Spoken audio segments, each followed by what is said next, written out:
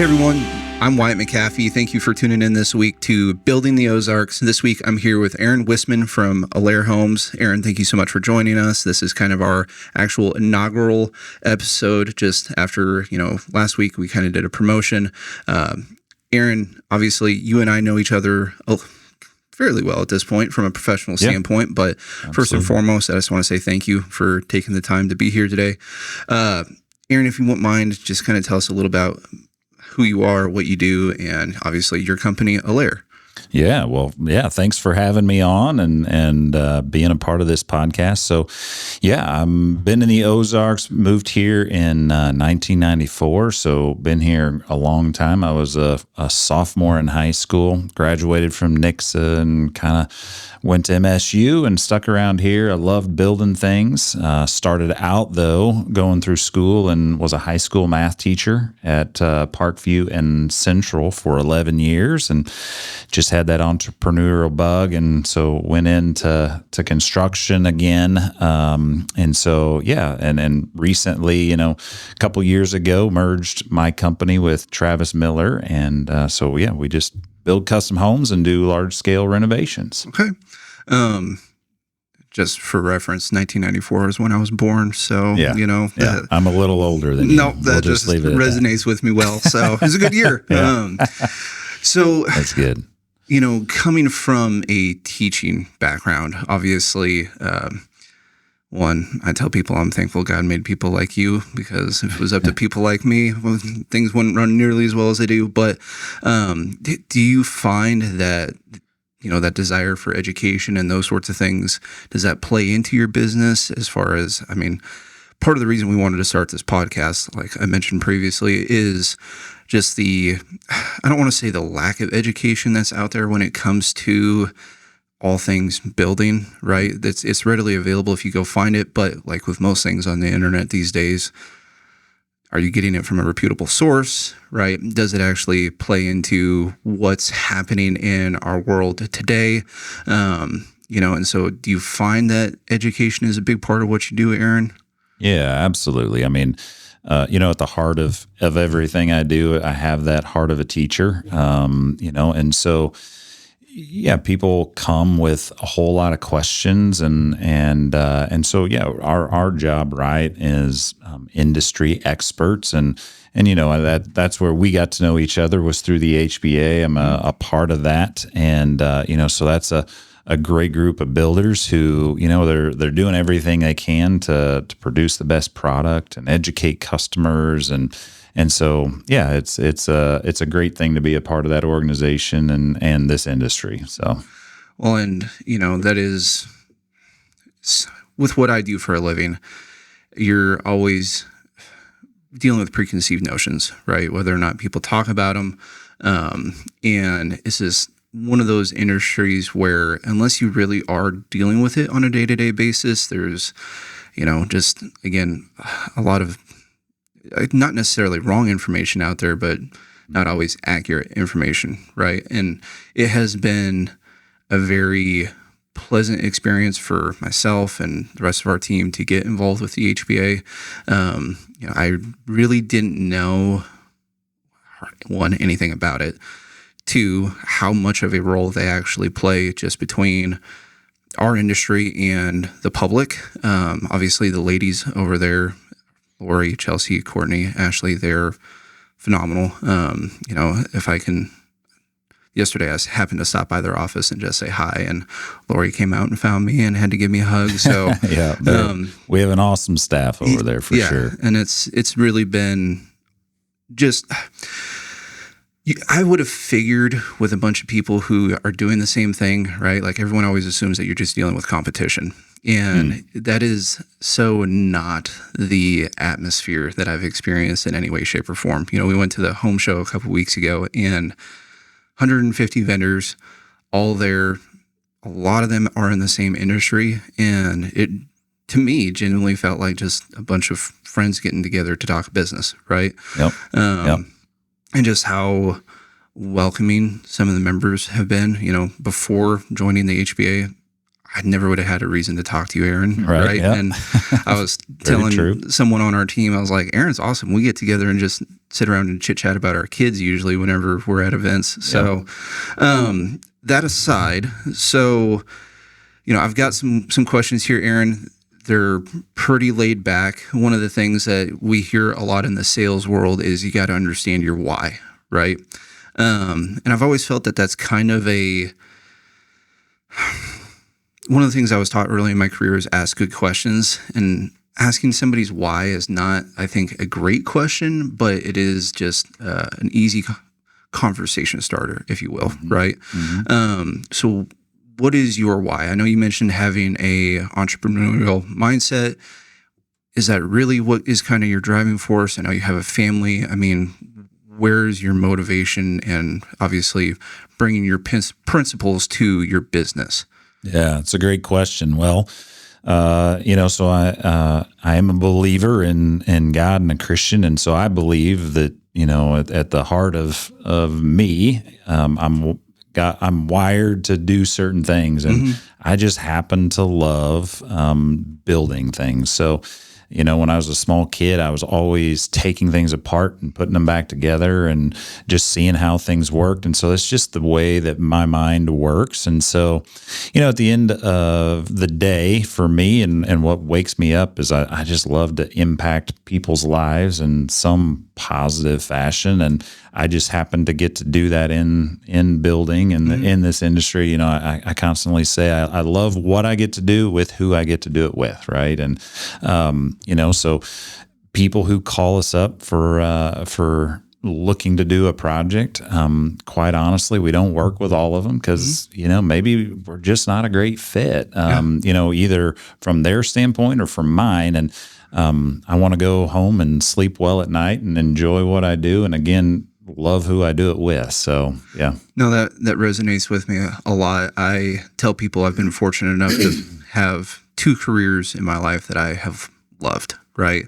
And I think back to my college days, and I was in some classes with people who were going back to school, right? And they were still working through that process of trying to find that thing that they loved to do. And it really is about getting to impact people. One of the stories I use is I had an opportunity to help a couple buy their first home, and they're in their 70s, right? And it's like just kind of those things, those homage really cool checkpoints that you can hang your hat on. And it's like, I'm grateful that God chose to use me in that regard. Yeah. That's cool. I'm also sitting here thinking about how my 1-year-old likes to dismantle everything she touches. So maybe I should foster that in her a little bit.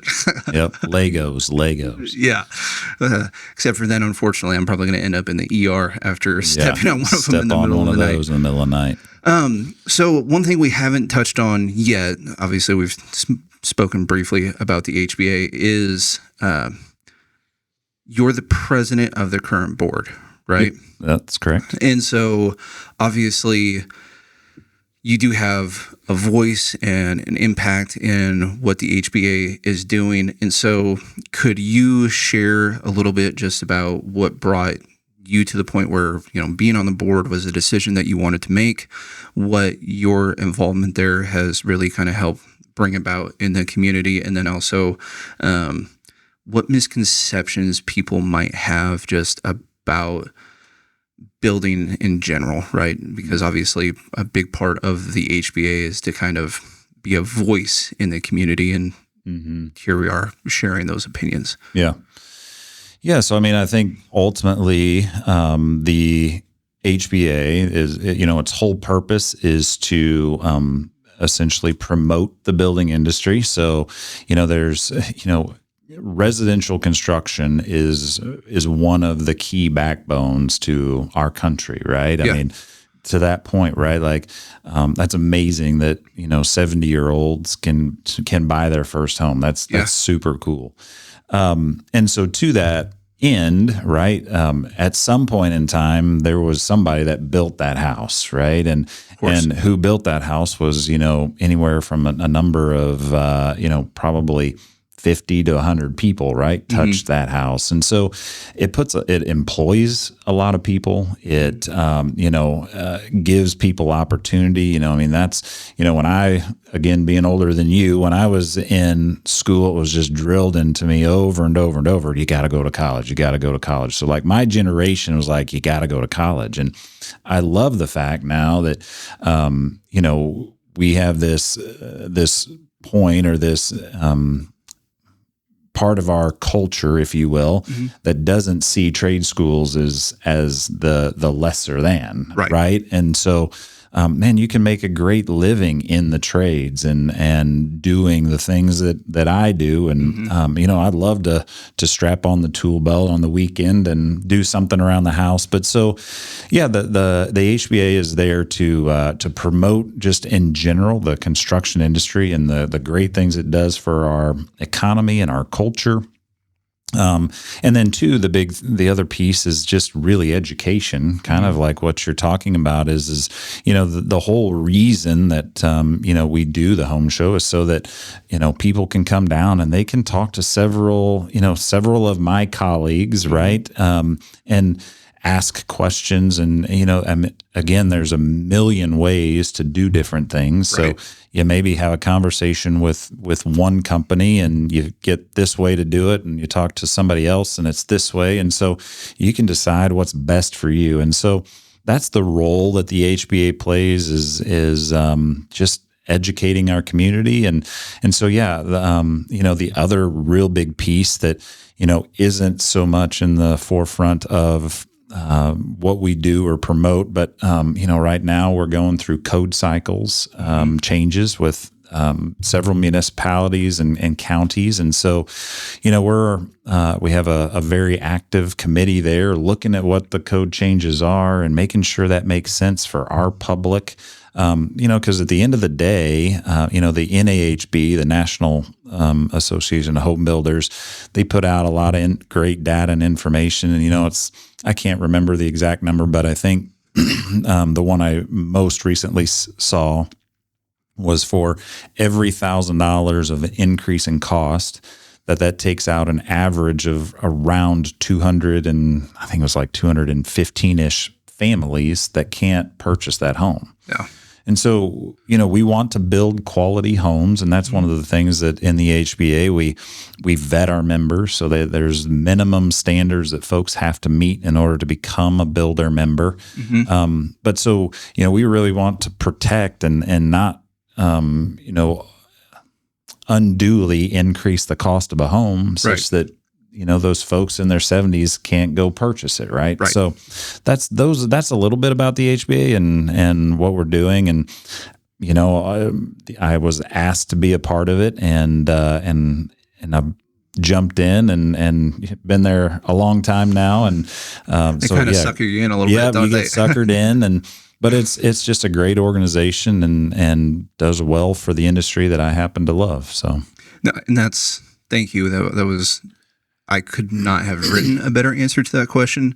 And you kind of segued naturally into part of what I was thinking through on some of the different questions for today. And obviously, when you're talking about codes and changes and these sorts of things, 2025 was at least from my industry perspective, a weird year, right? We had some changes, some good, some bad. The market as a whole was doing a lot of different things, and we could talk for, I always ask people, do you want the 30-second answer or the 3-hour answer? There's no in between. But aside from, again, my industry, trends and those sorts of things that you're starting to see in the industry. I know there was a panel at the home show who kind of talked about this, going back to kind of seeing the trades being revitalized, if you will, in our just economy, and for young people looking to enter the workplace, having worked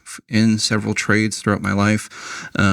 It's always been a good home to me, and so it's something that I definitely value and recognize. But what are the things that you're either seeing now or thinking in a future sense? If you were to go talk to somebody who is 18 years old and graduating high school, like either on the trade side or on the buyer's side, what are the things coming down the pipeline that's going to impact our industry in the next 6 months to even the next 5 years?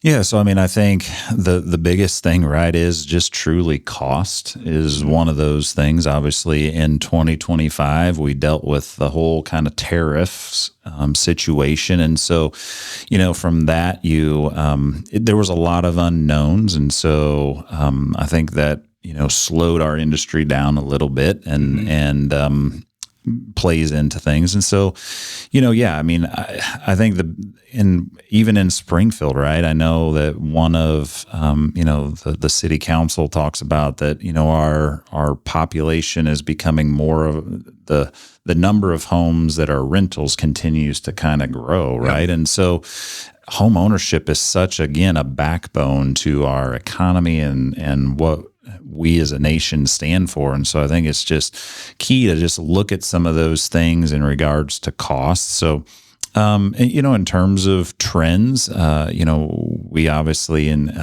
energy efficiency is one of those things. And then here's that like balancing of a scale, right? Is you can go super energy efficient and that drives cost considerably higher. And then you can be on the other end where, the long-term costs of energy, because, as we look at energy costs, we live in a place where energy costs are actually pretty affordable, right? Compared to a lot of the rest of the country. And so, but does that mean that will always be the case? So, so I think some of those things, are important to consider. For the young person, I mean, I think that, if high school in general and doing the normal homework and all of those sorts of things just isn't your cup of tea. And again, for me, working with your hands and the end of the day, walking away, I did that. Right. There's a great guy that I love to listen to. And he was like, can you put your name on it? Right. Would you love to put your name on that tile job or, setting even plumbing fixture, whatever it may be? There's just so much opportunity. And especially in that demographic, as, the current folks in those trades kind of begin to age out, and there's a lot of opportunity for those folks. Well, and that touches organically. I was having a conversation with an appraiser the other day, actually, and we talked about two things. First off, I'm really seeing it just in some of the social circles that I'm in. Kind of the torch getting passed to the next generation. I think about like Keith Mills, right? Yeah. And we see members in the HBA doing that, and trying to be cognizant and ready to kind of metaphorically catch the ball, if you will, right? Sure. And just seeing those opportunities that are out there. And I'm trying to encourage young agents and young business people that I'm talking to. Like, I think now more than ever, the relational aspect is becoming important, right? In the great information age where we've moved away from a lot of the interpersonal connection. You can text somebody anytime you want to. To me, going back to some of the old school business methods of I'm going to go shake hands. We talk about it all the time here. It's like, how many people actually go introduce themselves in an office these days, right? Yeah. It's a forlorn concept, and we've just kind of lost a lot of that humanity there. But I do have a little bit of a question that's more of a selfish interest of mine. So as a real estate agent, I've been in a lot of homes, and then I worked for a residential contractor before getting into real estate, easily totaling in the thousands, right?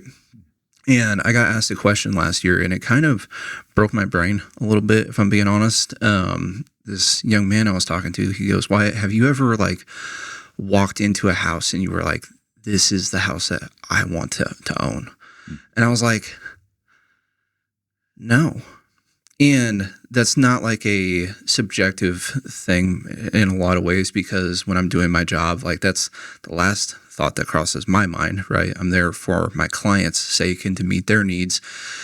The other side of things is like my wife and I, we talk about wanting to build a home someday, right? And again, I'm somebody who's in the industry and sees these things, and I have all these cool ideas that I've seen in houses and everything from homes built 100 years ago to now, right? And I'm trying to figure out how to part and parcel all those cool ideas together and homogenize it in a way that, one, doesn't end up with an insane cost, and then also, two, doesn't drive my wife just, bonkers in the process. But Yeah. do you think that and I know so much of this goes back to the cost side of the equation. I'm somebody who really appreciates a lot of the old character. In fact, I tell people my dream in a home that I build someday is I would love to build my own library. We don't really see a lot of those things anymore. Do you think with this swing of people re-entering the trades or just getting more traction with the younger generation that there's a possibility that we'll start to see some of those, for me, just more of the finished characteristics, but just, obviously, again, taking the cost side of the equation into consideration, are those things kind of forever lost, or will we start to see some of those cool things that, are handmade come back into our homes? Do you have any thoughts on that? Yeah.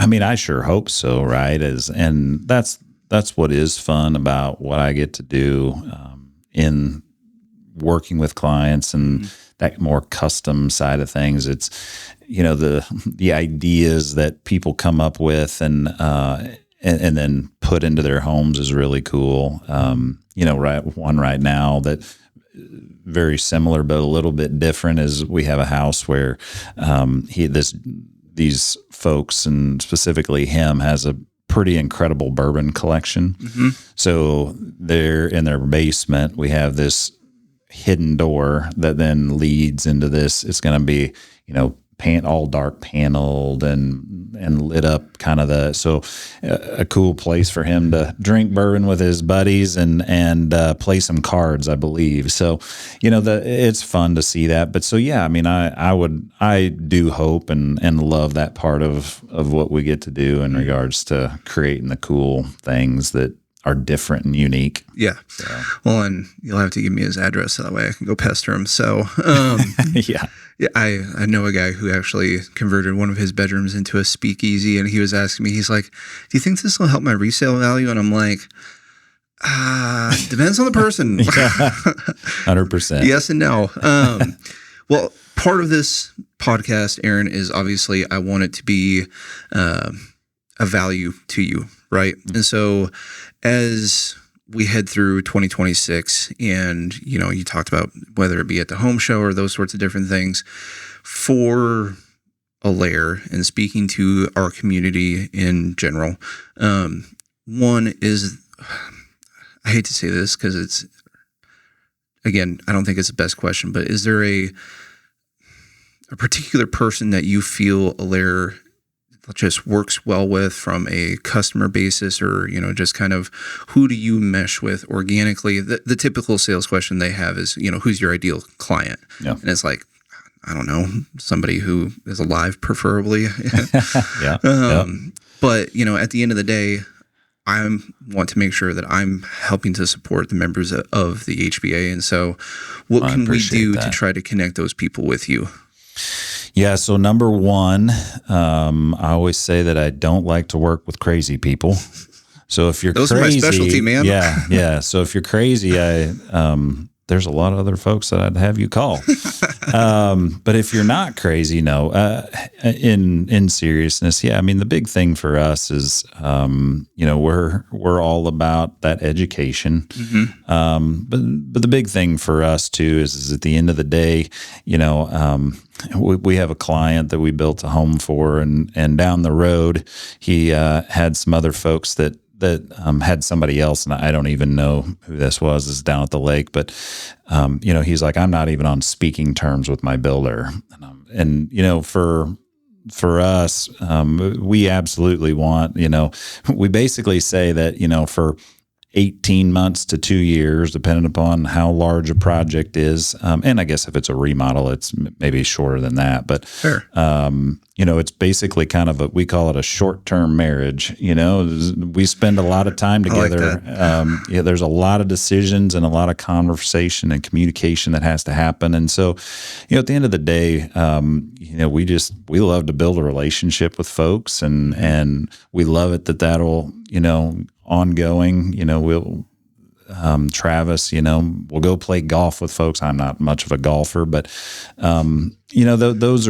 that honestly is the most fun for us, is just continuing that relationships with folks. And so, we're just, what we like to say is we're just an experience driven, residential construction. So, Well, and that relational aspect is, again, kind of going full circle, just so much of what I've seen in the HBA, right? And, because I've worked with clients, some it's taken more than a year to walk through that process, right? And I always tell people my goal at the end, regardless of how much of an impact I have in their real estate journey, is not that they're happy that day, but 5 years from now, when my name pops up on their phone, they're still happy to talk to me, right? And 100%. That takes intent, and it takes being relational, and also kind of slowing down sometimes. In today's world, there's a lot of hurry, and we both have families and other responsibilities, right? And you still have to manage to sleep sometimes. And just whenever you do slow down, I've seen it where people just come out of their shell. They feel heard. They feel like you're actually genuinely trying to connect with them. And one of the best pieces of business advice that I was ever given was, think of a word that tries to encompass your business. And the word I came up with was genuine, right? And to me, that's, hearing you talk about your business, I can see that genuine aspect reflected in it, because it's not, if you were trying to just hurry somebody through the process, right? Well, you're never going to have a relationship with somebody from going through it like that, right?